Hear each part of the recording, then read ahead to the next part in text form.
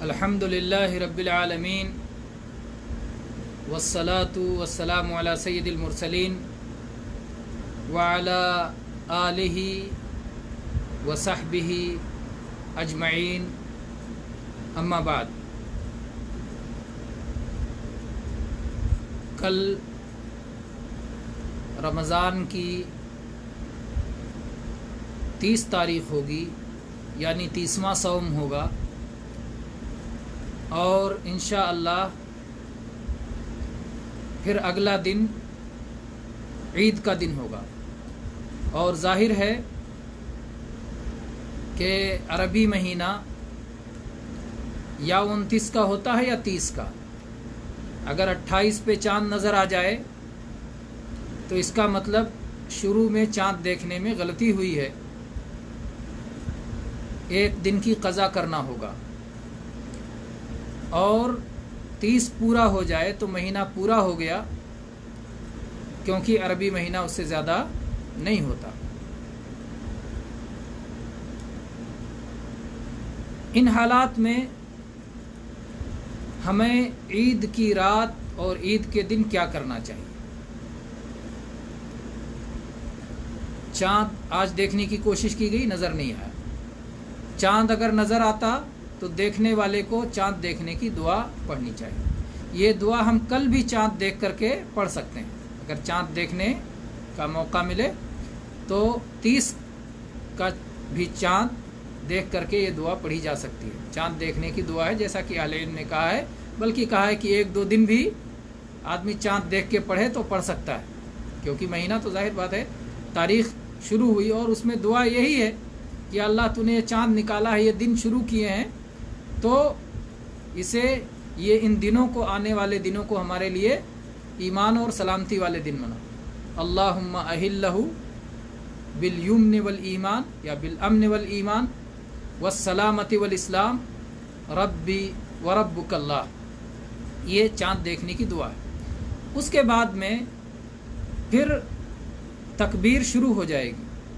اللہ تعالیٰ نے قرآن پاک میں فرمایا وَلِتُكْمِلُوا الْعِدَّةَ وَلِتُكَبِّرُوا اللَّهَ عَلَى مَا هَدَاكُمْ وَلَعَلَّكُمْ تَشْكُرُونَ، کہ جب رمضان کی گنتی مکمل ہو جائے، اور اللہ اکبر، کیا اللہ تعالیٰ نے فرمایا ایام معدودات، یہ گنتی کے دن ہیں، کتنی تیزی سے گزر گئے۔ ابھی یہ تھا کہ چاند رمضان کا دیکھا گیا ہے، اور اب یہ آج رمضان ختم ہو رہا ہے، بہت تیزی کے ساتھ گزر گئے۔ تو جب یہ گنتی پوری ہو جائے تو اللہ تبارک و تعالیٰ کی طرف سے جو ہدایت ملی، جو توفیق ملی، اس پر اللہ کی تکبیر اور اللہ کی بڑائی بیان کی جائے۔ تکبیر کے مختلف صیغے احادیث میں آئے ہیں۔ اللہ اکبر، اللہ اکبر، اللہ اکبر کبیرہ، یہ ایک صیغہ ہے کہ 3 بار اللہ اکبر کہے اور آخر میں کبیرہ کا لفظ کہے، اللہ اکبر، اللہ اکبر، اللہ اکبر کبیرہ۔ اور سب سے مشہور جو تکبیر ہے وہ ہے اللہ اکبر لا الہ الا اللہ واللہ اکبر وللہ الحمد۔ یہ سب سے مشہور صیغہ ہے تکبیر کا، اور اس میں اہل علم کہتے ہیں کہ اس سے افضل ہے کہ شروع میں 3 تکبیر کہی جائے، اللہ اکبر، اللہ اکبر، اللہ اکبر، لا الہ الا اللہ واللہ اکبر وللہ الحمد۔ دونوں میں صرف ایک فرق ہے کہ ابتدا میں ایک میں 2 تکبیر ہے اور ایک میں 3 تکبیر ہے، لیکن 3 تکبیر والا افضل ہے، بہتر ہے۔ کیوں؟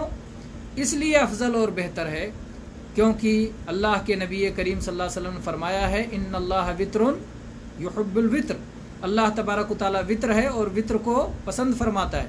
تو جب ہم ابتدا میں 3 تکبیر کہہ دیتے ہیں تو 3 یہ وطر ہے، اس کے بعد میں ہم ایک بار لا الہ الا اللہ کہتے ہیں، ایک بار تحلیل ہو گئی اور وہ بھی وطر ہے۔ اس کے بعد ہم پھر 2 بار تکبیر کہتے ہیں تو تکبیر پچھلا 3 اور یہ 2 ملا کر کے 5 تکبیریں ہو جاتی ہیں، اور 5 کی تعداد وطر ہے۔ اور اس کے بعد ہم ایک بار حمد کہتے ہیں وللہ الحمد، اور یہ بھی وطر ہے۔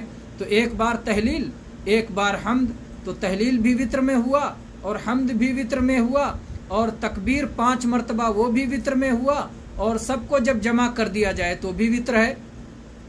5 تکبیریں، 1 تحلیل اور 1 حمد، تو ٹوٹل مجموعہ ہو گیا 7، اور 7 بھی وتر ہے۔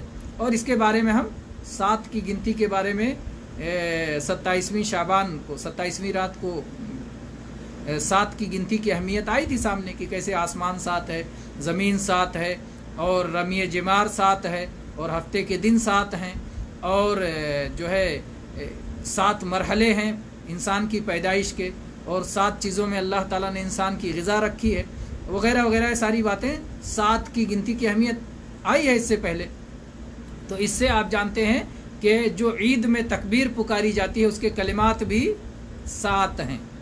اس سے 27ویں رات کی اہمیت بھی اس سے بھی سمجھی جا سکتی ہے۔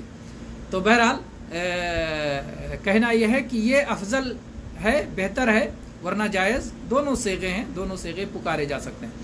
تو بہت سارے لوگ یہ غلطی کرتے ہیں کہ عید کی رات میں تکبیر نہیں کہتے، تکبیر کہنا چاہیے، عید کی رات میں کہیں، یہاں تک کہ صلاۃ العید کا وقت ہو جائے۔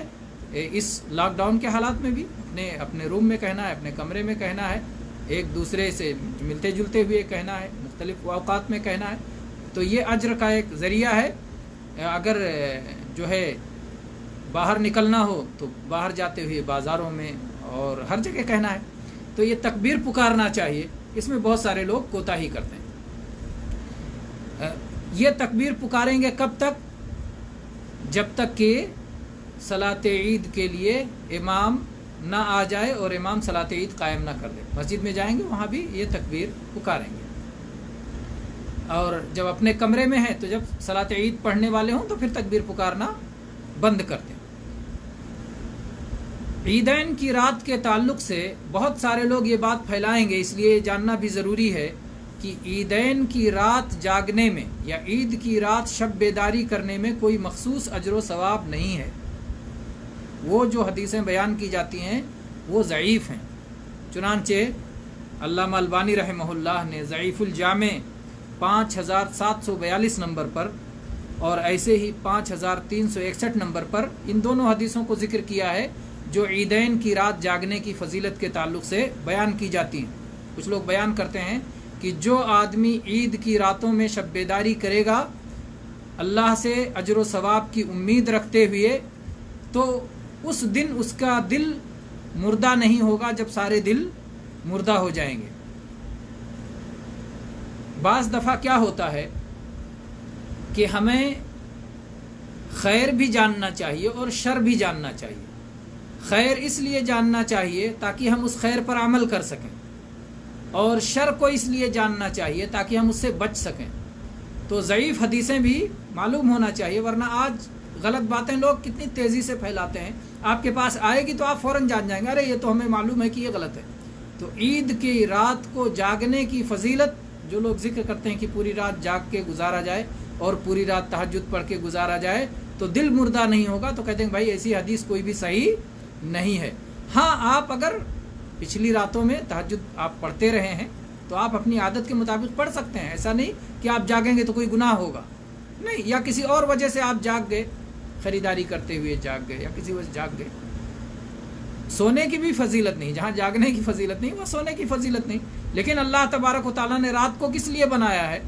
وَجَعَلْنَا نَوْمَكُمْ سُبَاتًا، نیند کو تمہارے اعمال کی حرکت بند کر کر کے تھکاوٹ دور کرنے کے لیے، آرام و راحت کے لیے بنایا ہے اللہ تعالیٰ نے۔ تو رات میں سونا یہ اصل رات کا کام ہے، لیکن اگر کسی وجہ سے کوئی آدمی جاگ جاتا ہے تو وہ جائز ہے، لیکن اس کو دین سمجھ کے تب جاگ سکتے ہیں جب اللہ کے نبی کریم صلی اللہ علیہ وسلم نے اسے دین بتایا ہو، ورنہ وہ چیز بدعت ہو جائے گی۔ سنت کسی چیز کو آپ نے سمجھ لیا اور اللہ کے نبی کی وہ سنت نہیں ہے تو یہی تو بدعت ہے۔ تو اس لیے ایک بات یہ یاد رکھیں کہ عید کی رات شب بیداری کرنا اور کچھ مخصوص قسم کی صلاح پڑھنا، تہجد پڑھنا، یہ ہماری شریعت کا حصہ نہیں ہے مخصوص کر کے، بلکہ وہ بدعت ہو جائے گی۔ تو ایک مسئلہ یاد رکھیں، بہت سارے لوگ اس غلطی میں مبتلا ہوتے ہیں کہ عید کی رات جاگ جاتے ہیں اور جاگنے کی وجہ سے صبح سو جاتے ہیں اور عید نہیں پڑھ پاتے۔ یہ خطرہ تو ان دنوں میں بھی ہے، جبکہ اپنے اپنے کمروں میں عید پڑھنا ہے۔ اگر 2-4 لوگ ہیں اکٹھا ہو کے باجماعت عید پڑھنے والے ہیں اور وہ ایک شخص سو گیا تو اس کی وہ جماعت چلی گئی. اکیلا پڑھ سکتا ہے. چھوٹ جانے والا سورج نکلنے کے بعد سے، سورج نکلنے کے 15-20 منٹ بعد سے سورج بیچ آسمان میں پہنچنے کے یعنی زوال کا وقت ہونے سے 15-20 منٹ پہلے تک صلاۃ عید پڑھی جا سکتی ہے. اس کا وقت ہے. صلاۃ عید کا وقت موسع ہے، لمبا ہے، طویل ہے. اس پورے وقت میں کبھی بھی صلاۃ عید ادا کی جا سکتی ہے. صلاۃ عید ادا کرنے کے جو احکام اور دنوں میں، ابھی لاک ڈاؤن میں اب کمرے میں بند ہیں لیکن وہ احکام اب بھی باقی ہیں. آدمی عید کے لیے خاص غسل کرے، عید کے لیے جو ہے اچھے صاف ستھرے کپڑے پہنے، عید کے لیے خاص طور پر عید پڑھنے سے پہلے طاق عدد کھجوریں کھائے، جیسا کہ نبی کریم صلی اللہ علیہ وسلم عید کو جاتے ہوئے کھاتے تھے. ایک راستے سے جاتے تھے، دوسرے راستے سے آتے تھے. تو جب اپنے کمرے ہی میں پڑھنا ہے تو ظاہر بات ہے کہاں یہ ایک راستے سے جانا اور دوسرے راستے سے آنا. اگر کسی کے یہاں ہو تو وہ سنت پر عمل کرنے کے لیے اگر ایسا کر سکتا ہے تو بہت اچھی بات ہے. لیکن یہ تو نہیں ہوگا گھروں میں جب پڑھتے ہوئے کہاں سے ایک راستے سے جانا اور دوسرے راستے سے آنا.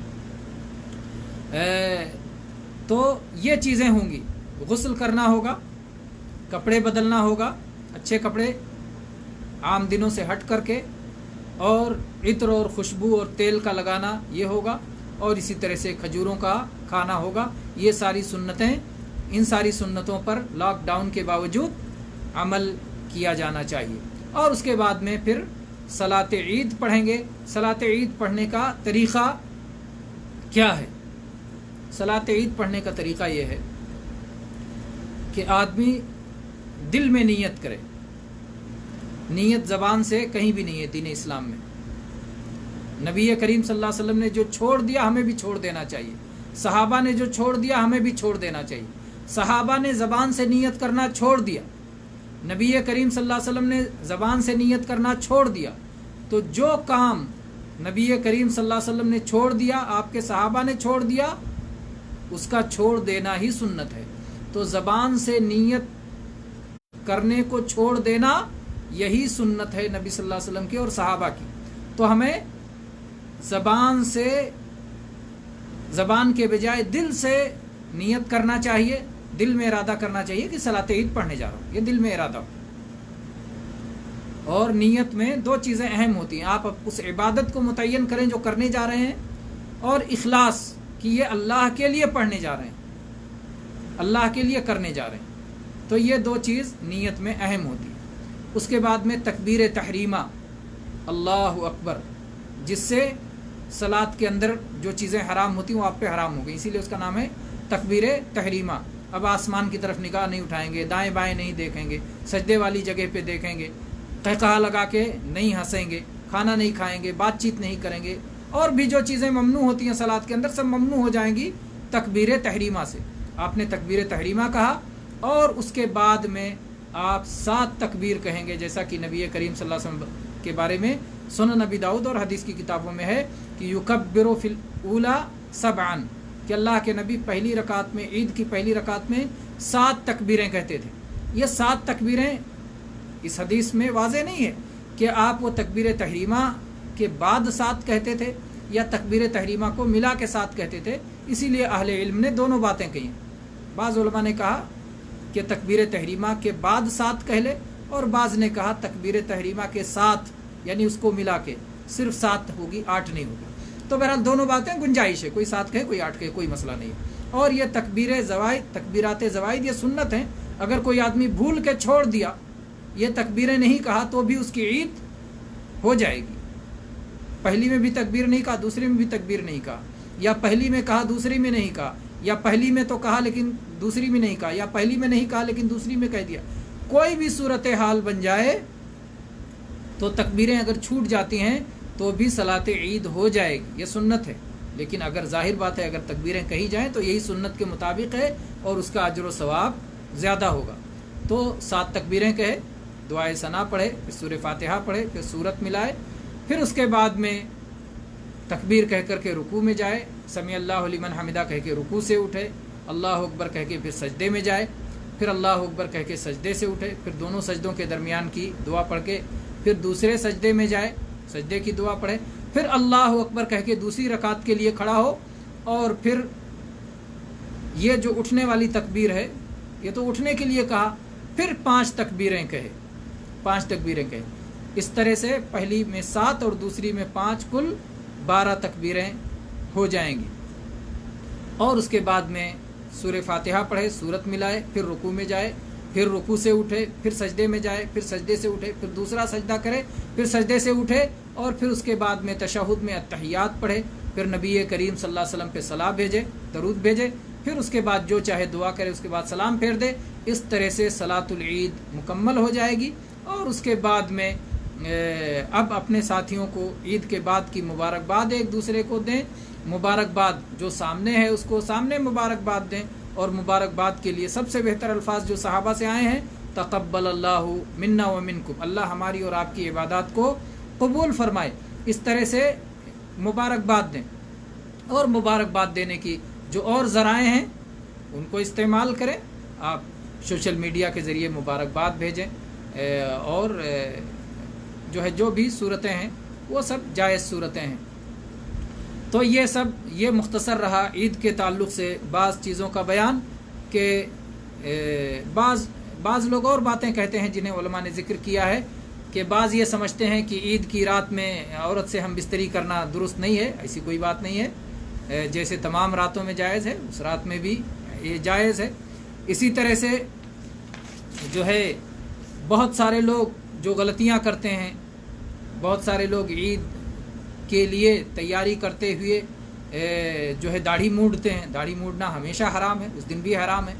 اسی طرح سے بعض لوگ جو کپڑے پہنتے ہیں وہ کپڑے ٹخنوں سے نیچے تک پہنتے ہیں، ٹخنوں سے نیچے کپڑے رکھنا حرام ہے، چاہے عید ہو چاہے کوئی دن ہو، ہمیشہ یہ حرام ہے۔ اسی طرح سے بہت ساری جو ہے غلطیاں ہیں۔ ایک اجتماعی تکبیر کا مسئلہ ہے کہ سارے لوگ مل کر کے، ایک آدمی جب تکبیر پکارتا ہے تو سب اس کے ساتھ ساتھ میں تکبیر پکارتے ہیں، حالانکہ ہر کسی کو اپنے اپنے حساب سے تکبیر پکارنا چاہیے، کوئی ایک پڑھائے تبھی پڑھنا چاہیے ایسا نہیں ہے، بلکہ ہر کوئی اپنے اپنے طور پر اللہ کی تکبیر پکارے۔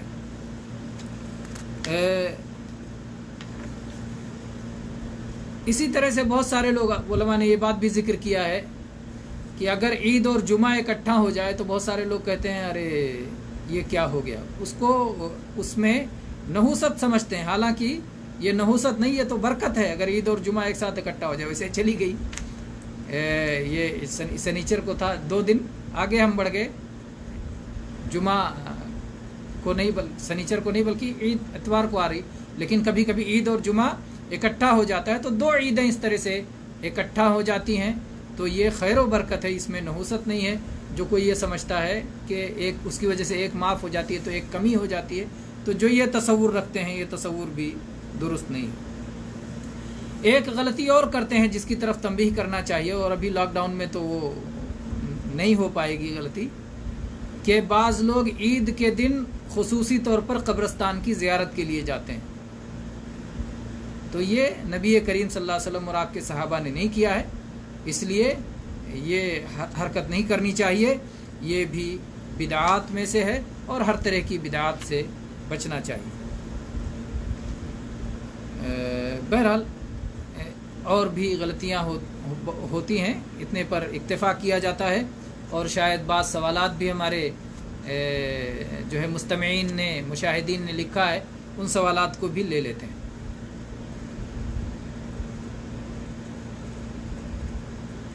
ایک تو جن ساتھیوں نے سلام کہا ہے سب کے لیے وعلیکم السلام ورحمۃ اللہ وبرکاتہ۔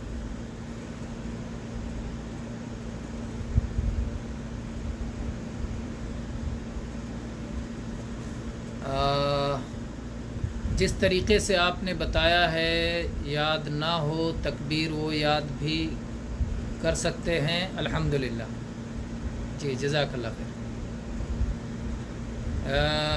ضعیف حدیث کا مطلب بھی بتا دیں، کیونکہ اکثر لوگ نہیں سمجھتے ضعیف حدیث کا مطلب کیا ہے اور حدیث ضعیف کیوں ہوتی ہیں، کیا وجوہات ہیں حدیث ضعیف ہونے کے؟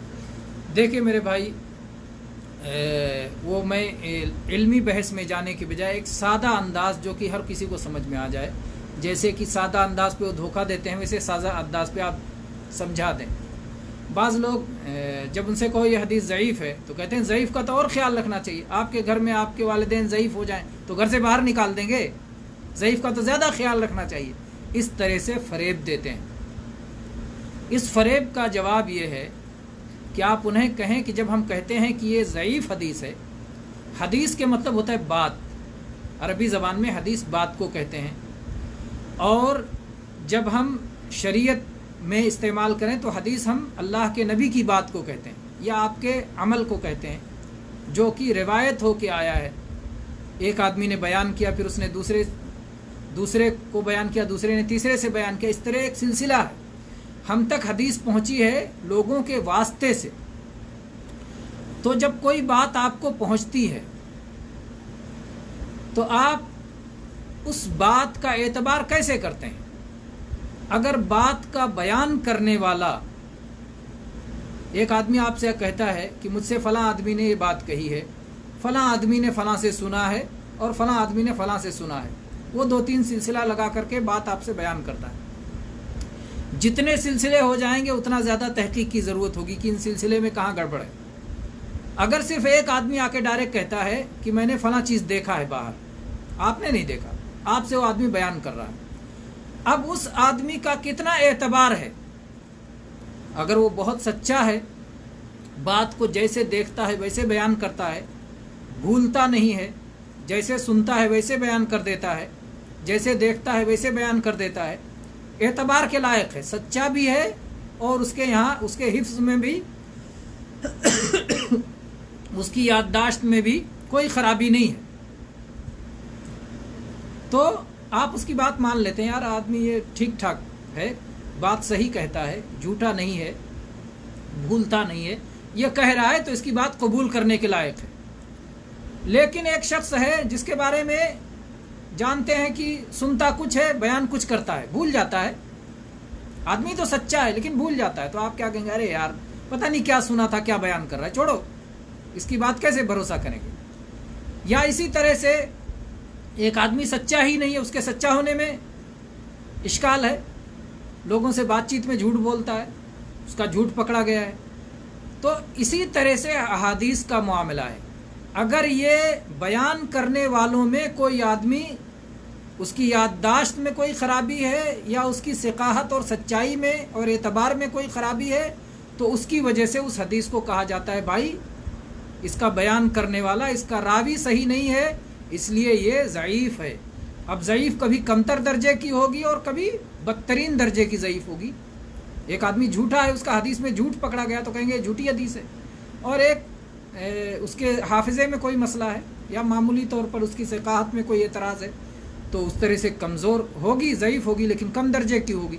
اور اللہ تعالیٰ نے اپنے دین کی حفاظت کا وعدہ کیا ہے، اس لیے ہمارے پاس اللہ کے نبی کی ساری باتیں اور آپ کے اعمال سچے اور معتبر لوگوں کے واسطے سے پہنچیں گی، کیونکہ اللہ نے اس دین کی حفاظت کا وعدہ کیا ہے، قیامت تک یہ دین محفوظ رہے گا۔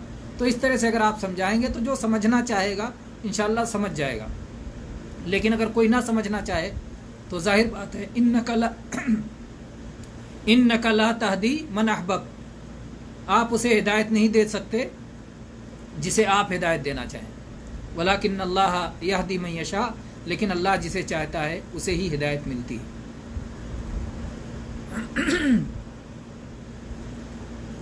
کیا اکیلے بھی عیدین کی صلاح پڑھی جا سکتی ہے یا پھر نہیں؟ وضاحت فرما دے۔ ان لاک ڈاؤن کے حالات میں اکیلے بھی پڑھی جا سکتی ہے، اور 2-4 لوگ یعنی جتنے لوگوں کو اکٹھا ہونے کی اجازت ہے ان کے ساتھ مل کر باجماعت بھی پڑھی جا سکتی ہے۔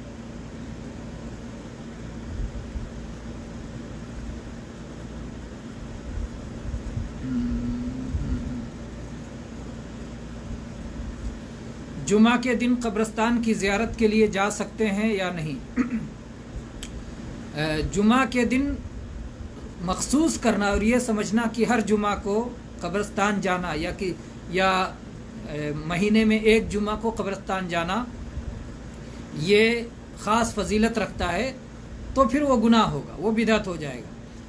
لیکن اس لیے آپ قبرستان کی زیارت کو جمعہ کے دن جاتے ہیں کیونکہ آپ کو اس دن ہی چھٹی ہے، اس دن ہی اجر حاصل کرنا چاہتے ہیں، تو اس میں کوئی خرابی نہیں ہے۔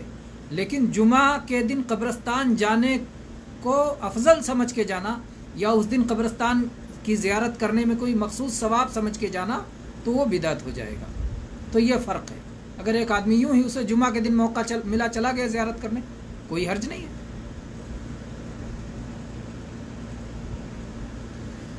جزاکم اللہ خیر، اچھا خاصا وقت ہو گیا۔ اللہ تبارک و تعالی آپ سب کی حاضری کو قبول فرمائے اور ہم سب کی اس دینی مجلس کو جس میں اللہ اور اس کے رسول صلی اللہ علیہ وسلم کی باتیں ہوئیں، دین اور شریعت کی باتیں ہوئیں، قرآن اور حدیث کی باتیں ہوئیں، اللہ تبارک و تعالی اس سب کو ہم سب کے میزان حسنات میں رکھے اور اسے قبول فرمائے۔